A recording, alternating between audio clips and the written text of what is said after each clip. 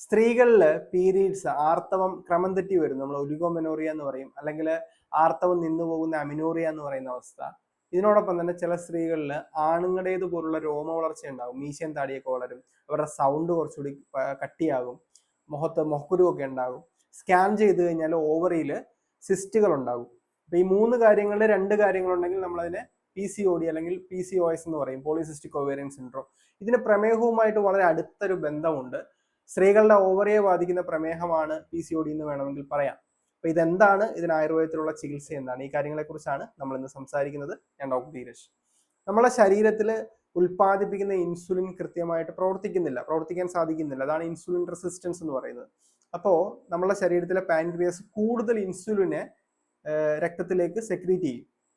മനസ്സിലായില്ല? അപ്പൊ സ്ത്രീകളുടെ ശരീരത്തിൽ ഇങ്ങനെ ഇൻസുലിന്റെ അളവ് കൂടി വരുമ്പോൾ അത് അവരുടെ ഓവറിയിലുള്ള ഒരു തീക്ക സെൽസ് എന്ന് പറയുന്ന ഭാഗത്തെ പോയി സ്റ്റിമുലേറ്റ് ചെയ്യുകയും അവിടുന്ന് കൂടുതൽ മെയിൽ ഹോർമോൺസ് ആയിട്ടുള്ള ടെസ്റ്റോസ്റ്റിറോൺ ഒക്കെ റിലീസ് ചെയ്യുകയും ചെയ്യും.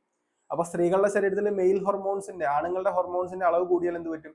അതാണ് ഈ ആർത്തവം ക്രമം തെറ്റുന്നതിനും ആർത്തവം നിന്നു പോകുന്നതിനും രോമ വളർച്ച, മീശയും താടിയൊക്കെ വളരുന്നതിനും കാരണമാകുന്നത്.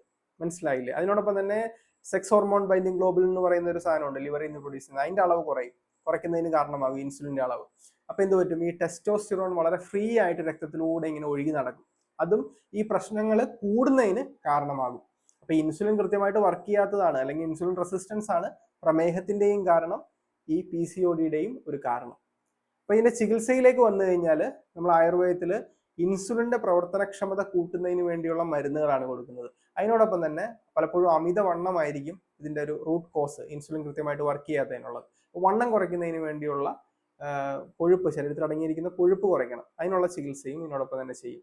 പിന്നെ ഒരു പ്രോപ്പർ ആയിട്ടുള്ള ഒരു ഡയറ്റ്, എക്സർസൈസ്, അതായത് ഒരു ജീവിതശൈലി ക്രമീകരണവും ഇതിന് വളരെ അത്യാവശ്യമാണ്. വളരെ എഫക്റ്റീവ് ആയിട്ടുള്ള ട്രീറ്റ്മെന്റ് PCODക്ക് ആയുർവേദത്തിലുണ്ട് എന്നുള്ളതാണ്. പിന്നെ PCOD മറ്റ് ചില കാരണങ്ങൾ കൊണ്ടുണ്ടാവും. ഹോർമോണൽ ഇംബാലൻസ് കൊണ്ട്, അല്ലെങ്കിൽ ലീൻ PCOD എന്ന് പറയുന്നൊരു കാറ്റഗറി ഉണ്ട്. അതിന്റെ ചികിത്സ വ്യത്യസ്തമാണ്. കോമൺ ആയിട്ട് കാണുന്ന PCODയുടെ ചികിത്സയെക്കുറിച്ചാണ് ഞാനിവിടെ പറഞ്ഞത്. അപ്പോൾ ഈ വീഡിയോ നിങ്ങൾക്ക് പ്രയോജനപ്പെട്ടെന്ന് തോന്നിയാൽ മറ്റുള്ളവർക്ക് ഷെയർ ചെയ്ത് കൊടുക്കുക. ഈ ചാനൽ സബ്സ്ക്രൈബ് ചെയ്യുന്നത് പരിഗണിക്കാവുന്നതാണ്.